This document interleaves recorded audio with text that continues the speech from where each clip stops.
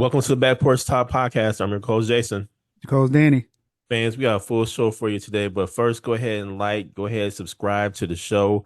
Let the algorithm, we need every bit of your love. Danny, a little NBA talk, NBA All-Star Weekend talk, and let's just get right into it. The NBA has been searching for that resolution to ultimately help the All-Star Weekend, in particular the Sunday night game, the actual All-Star game. And they may have found something here, Danny. This particular All-Star was uh Team Stars, Team USA, if you will, against the world. Uh in which case there were three teams. You had the younger USA team, and then you had the more veteran team of the US, Team Stripes versus Team Stars versus the world. And let me just say that first of all, I didn't watch a whole lot of this. I'm just gonna be honest. I did watch highlights. In the highlights, Danny, you could tell that it was a more competitive game. Even in the highlights, Hmm. they were guarding, they were really running some plays, and this was all really predicated by Victor Wembanyama, just really indicating that he's going for it, that he's going to compete. And that speaks volumes in terms of the leadership of the next generation of NBA stars. You see, I believe, Danny, that now who are considered the old heads of the NBA missed an opportunity to really take the NBA All Star weekend to another level. We have witnessed over the past, man, I stopped counting, man, over the past 10 All Star games at least of this, it being just non competitive. It just going up and down, just no defense, just terrible basketball, not even basketball. And in this particular All Star game, there was at least some competitiveness. You had an overtime game, and let me just say, three teams. There were four games of 12 minutes long. Okay. Hmm. So really emulating that of an actual NBA game. But you had 12-minute spurts of pretty much all out effort. The world against Team Stars was won by Team Stars 37-35 in overtime. Victor Wembanyama had 14 points, 6 rebounds, 3 blocks. Anthony Edwards had 13 points in that game. The second game, Team Stars against Team Stripes. That was won by Team Stripes 42-40. Cade Cunningham had 11 points. Jaylen Brown had 11 points. The next game, you had World against Team Stripes 48-45, won by Team Stripes. Kawhi Leonard just went off in that one, man. 31 points. Victor had 19 points. And then ultimately the last game, Team Stars against Team Stripes, 47-21, and where LeBron only had 5 points in that game. Maxey had 9 points. And you really had really the old heads having three straight games towards the end there. And so that probably got to them. So yes, there may be some tweaks needed, but ultimately you had competitive basketball in the All-Star game, which is what you really want to see. Hmm. What say you, Danny, about this NBA All-Star game? It was enjoyable to see, I must admit. I watched the whole thing, and each quarter of basketball, it was great. Like Hmm. Wemby came out, he had some blocks, he had some dunks, but he was very Hmm. aggressive. Cade Hmm. Cunningham had some blocks. You got to remember too, with the world team, Jokic and Luca didn't play much because Luca's coming back from the hamstring injury. Hmm. So he was on a restriction, and Jokic, I think that he didn't even want to play. You just see it in his face. He's said that before. He doesn't really care for All Star games, but he didn't care, and they kind of pushed him to the side. The world would have had Giannis and SGA. This thing would have been straight up on fire. It was already great, Yeah. Yep. But you get them two in, and you know how Mm-hmm. competitive they are. Mm-hmm. Want to win, especially Mm-hmm. Gian. I can see Giannis was chomping at the bit Oh, absolutely. to Yep. see, especially how the game was being played, and it was physical, and there's defense, and I just thought that man, it was just if they get them next year. Hopefully, everyone's healthy. You have a good thing going here, going through the games, and like you mentioned, by the time you got to the championship, the old heads team, they're a gas man. They were Mm-hmm. bricking, Mm-hmm. and so I'm curious if there's a different way because you got to look at man like Kawhi in that third game, third period. Mm-hmm. He played most of that period because he was on fire. Like defensively, he Yep. was stealing the ball, playing good defense, and he had 31 points. Like, and they were isoing him. But by the time you get to that last session, they have nothing left because you got to look at how many of these dudes actually play a full quarter of basketball.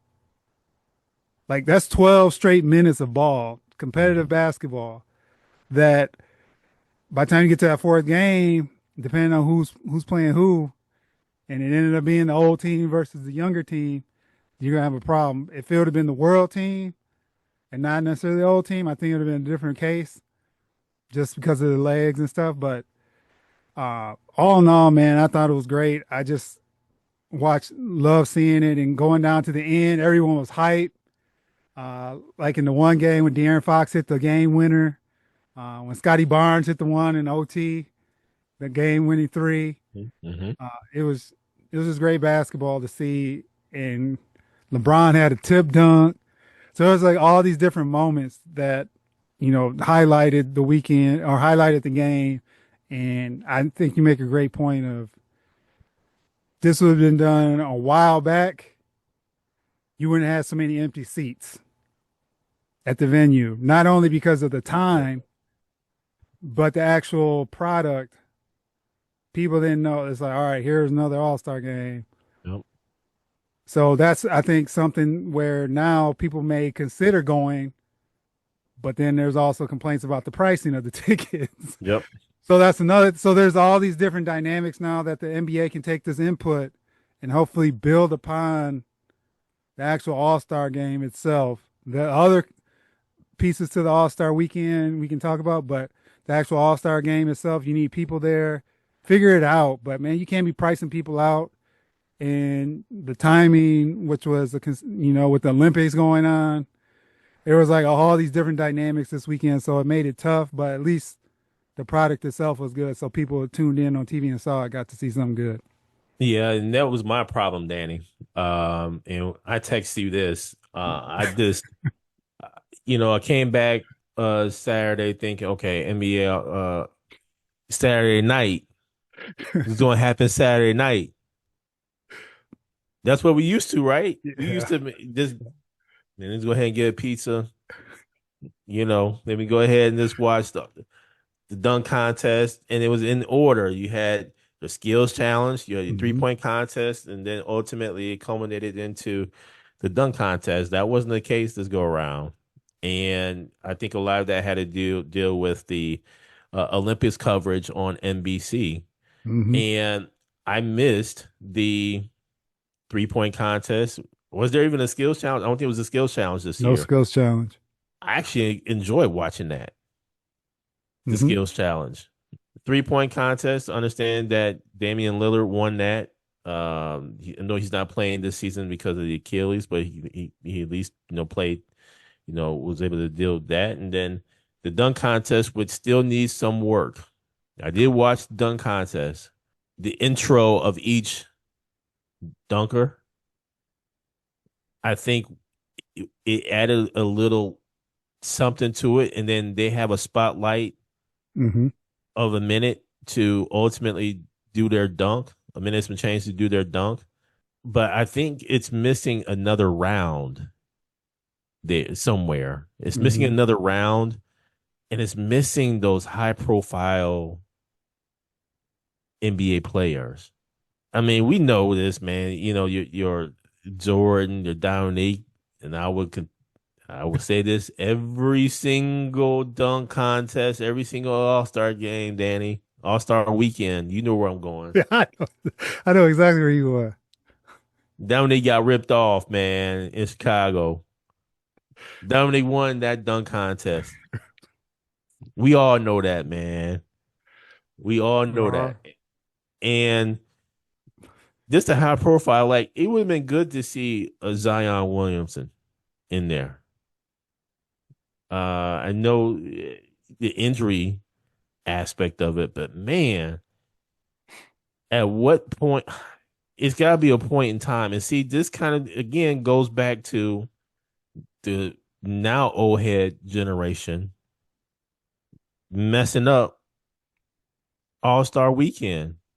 Let me not say messed up because in their minds they could be thinking, let me preserve my body. I don't want to put that much stress on my body.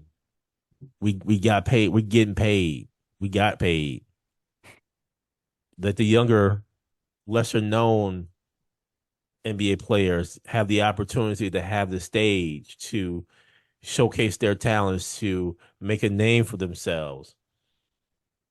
I can see that, but I think that's where you have a mixture. We only have four dunkers. Back in the day, there was about what, Eight. seven, eight Yep. dunkers, and then you can kind of weed out. So why not have four lesser known NBA players and then four well known players? Yep. Let them go at it. And maybe you have that well known player against a lesser known player going at it.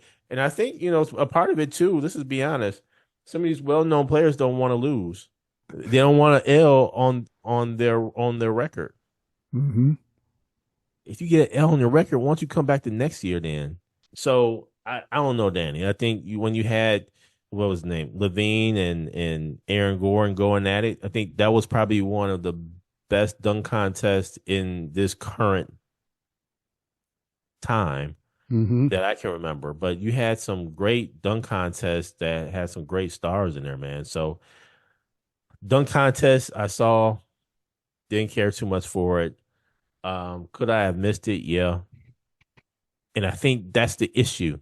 Back then, the dunk contest was must see because Yep. everybody was going to be talking about it Monday in the cafeteria or whatever, Yep. and everybody's going to talk about it. Now it's different. So kudos to the NBA for fixing, improving the actual All Star game. Now it's time to fix the other aspects of NBA All Star Weekend. What say you, Danny? 3-point contest. Dame looked good, man. Strange to see him in that Blazers again, jersey, but man, for someone who's rehabbing, his jumper he looked like the old Dame. So I'm hoping his recovery's going great and hope to see him next year. So congratulations to him. It was a good contest. Dev Booker had a chance to take it, and but Dame did his thing, man. Slam dunk contest. I will say, Jason, they did have the judges who actually dunked and won a slam dunk contest before, because that's usually one of the gripes. It's the slam dunk contest. It just doesn't Mm-hmm. have the talent. Mm-hmm. Because you had Dr. J, Dominique, Mm-hmm. Dwight Howard, Corey Maggette, and Brent Barry were the judges, and it was a tough watch. I think it's a lost cause now, man. At this point in time, I just don't see anybody trying to join it. And Johnson, who won it from the Heat, he just found out about it like 4 days before it actually before the day. So he had literally like 2 days to prepare. And I give him credit. I know he was doing a lot of dancing. A lot of people Yeah, had he's some doing a feedback lot of on that part. And I yeah. think that may have been nerves to kind of offset some of the nerves, Mm-hmm. because you got to look at, man, 2 days to prepare for a slam dunk contest on national TV in front of all these people, in front of the biggest critics. Mm-hmm. And, that first dunk over E40 was actually, I thought, pretty good. It's pretty good. It's pretty So, good. and his other dunks weren't bad, but he didn't have a lot of times. And then Jackson Hayes did what he did off the rip, man. That lame dunk. I'm like, oh, this is not good. And then, Jace Richardson, falling and not moving for like a couple seconds. It's kind Yep. of scared me a little bit, but then he was okay. So, and the kid from the Spurs, I can't think of his name off the top of my head, but he had some good dunks, and I thought his dunk Hmm. at the end would have won it, but he missed it. He missed it. Yep. I don't know, man. It's gonna be a tough sell going forward, but we'll see. And I just want to shout out to the Rising Stars, Jason, Hmm. on Friday night in the HBCU game. The Rising Stars game was actually as good as the All Star game. I watched it, and Edgecombe ended up being, the MVP. But he was another tone setter. Hmm. He was out there hooping, man, and he didn't want to lose. And at one game, I think he had like 15 in a row or something like that. So he had like a Kawhi like effort. Hmm. And then North Carolina A&T actually ended up winning by one. Hampton actually beat them by 20 earlier in the season. It was a back and forth game, and they ended up pulling it out at the end. All in all, I thought it wasn't a bad All Star weekend. I think a lot of things, played into this with the Olympics, the Right. timing, the empty seats. So the optics were not the greatest on site. Something to build on, and then we'll see because Silver has a lot on his plate. And we talked about the tanking Does. piece. He was, he got asked about Kawhi because he was in LA about that whole offseason thing with him and that investigation. So a lot of things that he needs to work on. But so we'll see what next steps are. And now, Danny, just as we're talking about the NBA, we want to talk about a retirement in the NBA, and that being Chris Paul, CP3, who announced his retirement from the game of basketball. And this was in the middle of the season during All-Star weekend. And let me just say that, uh, man, wasn't expecting that. I believe he wanted to remain in LA to be closer to family, so didn't want to necessarily play outside of LA. But the Clippers released him. Ultimately, a trade happened where ultimately he landed in Toronto, never to play. I think Toronto went ahead and released him, if I'm not mistaken. Chris Paul announces his retirement. There's been a lot of talk about Chris Paul, his attitude, how he can be in the locker room, on the court, if you will. He has to be ranked amongst the point guards. I think when you talk about the NBA, especially in this generation, I think you include that of a Chris Paul. And so uh, I don't know where he ranks, Danny. I mean, when you talk about point guards, to me, there's the likes of Magic. There's likes of Isaiah Thomas. There's likes of Big O, Oscar Robertson. There's the likes of you have two-time MVP Steve Nash Mm-hmm. as a point guard. You have Jason Kidd as a point guard. Clyde Frazier. Some would say Bob Cousy. I, I don't know where Chris Paul ranks in that whole scheme of things there, or in the list there, but Chris Paul is a good guard. Mm-hmm. His mid-range game was lethal, especially around the elbow, and I give him credit where credit is due. He made one conference finals and ultimately won NBA finals where the Phoenix Suns lost to our Milwaukee Bucks, which was a good NBA finals. And so I don't know what you can say about his career, how it ended, how the Clippers did him. In my opinion, the Clippers did him wrong, in terms of how they released him, when they released him on the road. But nonetheless, Chris Paul had a relatively good career. I mean, he played for USA basketball, won some gold medals, things of that nature. So give credit where credit is due. Credit is due. What say you, Danny? Yeah, it was a tough year for him, man, to go out like this, hoping he'd have his like swan song, so to speak, with the Clippers. And obviously that didn't work with Ty Lue and allegedly and others in the organization. Uh, but then Jason too, I always a couple other names to add to the list you mentioned, like John Stockton, Tony Parker even. Because Tony Parker and Chris Yes. Paul, Yeah, battle with the Spurs going to, exactly. and I Hmm. know there's some back and forth on that. Where I look at Chris Paul, I considered a better player than like Tony Parker, but Tony Parker knew how to win. And that was one thing that I think a lot of when you make these comparisons is, it comes down to championships and winning and timely winning. And that's where Chris Paul comes up short. So that was huge for him, man, not to get that championship when with the Phoenix Suns, when the Bucks, beat Phoenix in the championship, because I think that would have cemented his career. So I think he falls into that Carmelo Anthony type tier that was really good, but didn't win the championship. Long career, and he was productive, man, all the way up to the end. I think too, when he was with San Antonio, that Wemby being a rookie, that helped give Wemby, transition him into the pros, into the NBA. So it was a good person for him from a mentor perspective, from what I understand. He had a great career. Curious to see what he does in his next phase. Thank you for joining us at Back Porch Talk Podcast. You can also join us on Twitter by tweeting us at @back_podcast. For more information, you can go to our website, which is backporchtalkpodcast.com.